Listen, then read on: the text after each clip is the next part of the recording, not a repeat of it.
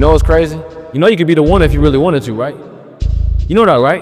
But see, you keep playing the what if game. What if it don't work out this? What if it don't work out that? What if it do? What if it do work out? Then what? You gonna be happy, right? You can't say you want to win, but then you scared to lose. What kind of sense does that make? If you put your head down and lock in on the vision, how could you not win? Only thing that's gonna cause you to lose is your mentality. But that's between you and you, though. It's time to unwrap the potential you can be. Superior, man. It's within you. It's within every single one of us. And the people that have risen to that level were no different than any one of us. It's just they believed it and they're willing to work their ass off to get it. It wasn't about the potential. It wasn't about the genetics. It wasn't about the perseverance. And it wasn't about being the hardest worker in the room. Never doubt yourself. And when you do, understand that the cause of that doubt is not lying within you, it's in wrong thinking, it's in not understanding who you are. Study yourself. Self-study will develop self-confidence, and self-confidence eliminates self-doubt. You know, the war that you have to really fight is the war against yourself. You have to fight the war against yourself. Now, it's not easy to look in the mirror and to change your own life. It's hard as hell. You have to take responsibility. You have to learn new things. You have to feel uncomfortable. Good, because discomfort is how we grow. I often ask people, what would you do if you couldn't fail? What could you do and what would you do if the dreams, the aspirations, the desires that you have, the vision that you have for your life was possible? That there was no impossibility to your accomplishments, to your goals, to your endeavors. Who would you be? Who would you become? What would you do? What type of life would you want to live? Because on the other side of fear, on the other side of failure is the opportunity. The opportunity to marry the girl of your dreams, the opportunity to start the business of a lifetime, the opportunity to travel the world and meet people that you want to meet. The illusion of safety, the illusion of security, the illusion that tomorrow is guaranteed is what's holding you back, is what's keeping you stagnant from fulfilling your destiny, from fulfilling and accomplishing your purpose. Tomorrow's not guaranteed, your health is not guaranteed, your youth is fading away in real time, and unless you enjoy your life, unless you do something about it, nothing will change. Be bold, be courageous, be audacious with your goals and your dreams, because they're up to you. It's only up to you in order to accomplish them. So my question to you once again is, what would you do if you couldn't fail? Who would you become? What would you do? And what type of life would you be willing to live? You're not afraid of failing. You're afraid of what other people will think of you if you fail. But if you're afraid of that, imagine what they think of you when you aren't even trying. Oh yeah, they aren't. Go do something that's hard. Go try and accomplish something that's hard. You may win, you may lose, you may succeed, you may fail. I'll tell you what, you'll be better. If you avoid those things that are hard, if you don't accept that challenge, if you don't step up and step into that cold water, and you sit on your couch and eat Doritos, I can tell you this is not a good move. This is not a good move. Don't do that. Don't do that. Just get up. Move towards that challenge, whatever that challenge is. Move towards that challenge and go attack it. And you may be successful and you may not be successful, but you will be better. And the next challenge, you're gonna be more prepared for. And the next challenge after that, you're gonna be even more prepared for. And you're gonna fail, and you're gonna fail, and you're gonna fail, and you're gonna fail, and then you're gonna win. And that's life. Life without those challenges, it's just existence. Don't just exist. Go live. The world belongs to optimists. Because if you're going to do anything big, you have to believe that it can happen. Otherwise, it never will. That Sean Puri thing. The cynics get to be right and the optimists get to be rich. Yeah. Like, if you look at it from a percentage of success rate, I've been wrong more times than I've been right. I have failed more times than I've succeeded. But you always succeed more and are right more in the big ways than the people who've been right all along, 99% right and 100% wrong. So like they're right 99% of the time, but they're wrong 100% because the only thing that matters is the big one at the end. It doesn't matter, or like this won't last, or like this business idea, it's not going to work. And you might have 9 failures. I felt my first 9 businesses didn't really amount to anything. 9, as in the first one, spent time, failed. Second one, this one will be different, failed. Third one, this is the one. And then 6 more after that, right? I'm just painting this picture because like it's painful because the whole time everyone is telling you, I told you so, and they're right. Today. But not forever. Doubt is such a strange thing. I mean, it's, there'll be times where you succeed and there are times that you fail. So wasting your time doubting whether you're going to be successful or not is pointless. It is. You just put one foot in front of the other, you control what you can't control, and then you see what the outcome is, right? If you win, great, you're going to have to wake up the next day and do the journey over again. If you lose, it sucks, but you're going to have to wake up the next day and do the journey all over again anyway. Fear comes from the doubt. So the doubt becomes the cause of the fear, which is the cause of the anxiety, etc. The doubt is the cause, fear is the effect. What is the polar opposite to doubt? Understanding. It's understanding. That's the opposite of doubt. So what is it we want to understand? Well, if it's me that's entertaining doubt, why am I entertaining doubt? If I were to find out who I really am, and I believe everything that's been taught down through the centuries, I would have no doubt. I would be realizing that I could do anything. And the only thing that's causing the doubt is a lack of understanding. So I'm going to keep studying, I'll gain a better understanding. I don't doubt myself. I don't doubt what I can do. Does that mean that I can do everything? No. When doubt appears, I'll eliminate it. And I'll eliminate it fast because I'm going to figure out how to do whatever it is I'm doubting. Yeah. And you see, if it's me that I'm doubting, it's because I don't understand me well enough. The fear of rejection is something that I think is the #1 factor between failure and success, is the fear. Most people don't try to achieve their goals because they're fearful of what will happen if they fail, or they set themselves up for failure instead of for success. I think defining your goals is huge. Looking yourself in the mirror and being honest and seeing what that voice really says to you. Because I, just like everybody else, have had feelings of inadequacy, feelings of I'm not gonna be able to pull this off. And it's not as if there's a superhuman thing of I'm putting my head down, I'm gonna get through it. Like Goggins doesn't stop. If you ever met him, he is a machine, he's amazing. But he goes out and he'll tell you, he's the first one who doesn't want to go out and run when it's raining and cold and freezing. But you know why he does it?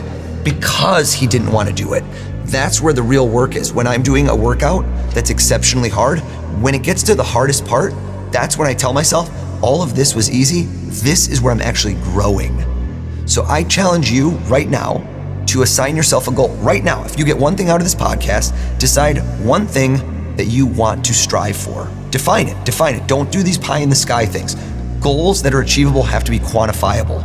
Be it a number, be it something achievable, decide what it is and make tomorrow the first day you go after it and create all of the things that will help you succeed, not fail. Just with a biro, draws a circle around the ant.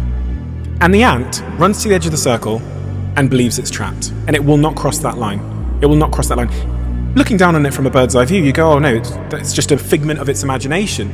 They do the same with a spider. They get a piece of paper, there's a little spider on it, they draw a circle around it with a biro. It will not cross that line. As the guy's drawing the circle smaller and smaller, he accidentally draws it so close to the spider that the spider steps over the biro, and then it can never ever in its life be trapped by the biro again. And you watch it just run off the page, and he's trying to trap it again, and it can never, because it realizes that's just a wall it's built in its mind. And you can't see all the cards in your hand. It's not saying the cards aren't there. It's just you haven't matured enough to see them. And there will come a time you keep going and you keep learning and you keep growing. That one day you'll look down and the card you needed was there and it's been there all along. But that ain't gonna come for a while. Your thoughts are not always true. Challenge them. Your thoughts are not always reality. Don't accept them at face value. When doubts appear, don't assume investigate. When fear whispers, don't bow down, look closer. When negativity rises, don't believe, demand proof. Negativity thrives on blind acceptance. Negativity grows when you don't fight back. Well, you know, self-confidence comes, like all confidence, it comes with knowledge. And the more you study you, the more you understand who you are, the more confident you'll become in your ability to do whatever it is you're doing. And you'll know that if you lack confidence in an area, it's because you lacked information in that area. You know, negativity bias has a really big impact on self-esteem and mental health because you're tuning into the negative about you more than you're turning into the positive about you. And so we tend to, you know, internalize criticisms and what we're doing wrong, and we dwell on our failures, and we feel like we're not good enough, we're not smart enough, we're so inadequate, we have low self-worth, all of that. All of those things contribute to mental health issues.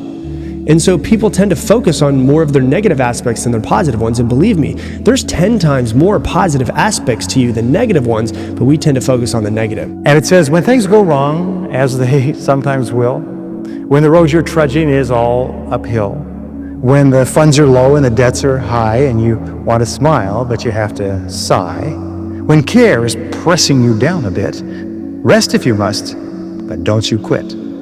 For life is queer with its twists and turns, as every one of us sometimes learns, and many a failure turns about when he might have won had he stuck it out. So don't give up, though the pace seems slow. You may succeed with another blow. Success is just failure turned inside out. It's the silver tint of the clouds of doubt. And you never can tell how close you are. It may be near, but it seems so far. So stick to the fight. When you're hardest hit, it's when things seem worst that you must not quit. And if you don't quit, and if you keep on keeping on, then you will become unstoppable. There's no losing, only learning. There's no failure, only opportunities. And there's no problems, only solutions. So to me, what failure is the mother of all success. If it wasn't for Michael Jordan getting cut from his 9th grade basketball team, he wouldn't have became Michael Jordan. You know, if it wasn't for, I seen an article the other day where they were talking about Oprah Winfrey and how she got fired because she wasn't good for television. You know, you got people like Walt Disney who got fired, if I'm not mistaken, from a newspaper saying he had no imagination. Being a human being is not easy as opposed to an animal because we're born and nobody gives us like a direction. Our parents might be a little bit, our college, teachers, etc., mentors, but generally we're on our own. And it's a very, very difficult process. You wake up in the morning and you don't really know what you can do. You could choose 12 different paths. It can be very confusing and very overwhelming. When you find that sense of purpose, when you find what I call your life's task, everything has a direction. Everything has a purpose. Your energy is concentrated. It's not like you're just going down a single narrow pathway. It's not like life becomes boring and it's just about discipline and solving problems. It's actually the most exciting thing that can ever happen to you. And that's the fact. Nobody ever thinks about us at all. And there we are. We're so terrified of doing what we really want to do because of what they might say or think. So we stay in that comfort zone. Now, all successful people are those who consciously are aware that the self-doubt that holds most people back is something that they are heir to as well. And they're alert and sensitive to it. When a person says, why don't you do this or why don't you do that? They have a tendency to say, well, I can't because of this and I can't. Wait a minute. There's a story of a little boy, goes to school for the first time, and the teacher says, do you play a musical instrument? He said, I don't know, I haven't tried yet. If you ask an adult, do you play a musical instrument? What will the adult say? Nope, I can't. No, never could. Don't have tone deaf. Don't have any musical ability at all. The one currency today that'll give you an edge in a marketplace over everybody else, if you know how to concentrate on one thing, you have an edge. If you know how to concentrate your efforts and be focused on one thing, you have an edge. If you can be focused on one thing and not look at everything else that everybody else is looking at, 50 different philosophies, 75 different ways to make money, 19 different streams of income. If you can figure out a way to go here, all of that stuff's going to come your way. But if you go chase all the other stuff like everyone else is, you're going to miss the whole point of winning in life because you can't concentrate. Concentration today is the number one currency. You show me anyone today who knows how to concentrate, I'll show you someone that nobody wants to compete with because it's very intimidating to concentrate in today's times. Why would you not try to build yourself up? Why would you not be obsessed with yourself? Because ultimately, we're taught that, oh, if you're obsessed with yourself, you're narcissistic and there's something wrong with that. You shouldn't love yourself. Like, we're taught those types of things. Oh no, you definitely shouldn't love yourself as much as you do. Oh my gosh, you're so into yourself. You're full of yourself. I'm full of myself? Who the hell should I be full of? You? Someone else? No, I should be full of myself before I'm full of anybody else. Because ultimately, I can't give away what I don't have. So I need to love myself before I can fully love somebody else. It's not narcissistic. It's not obsessive. What it is, it's loving. It's supportive. It's building a great foundation of confidence. That's what it truly is. Thoughts aren't true. Feelings don't require actions. Things aren't good or bad, they just are. Our greatest enemy is ignorance. To change your life, change your surroundings. Our actions, not our pasts, define who we are. When we change the way we look at things, the things we look at change.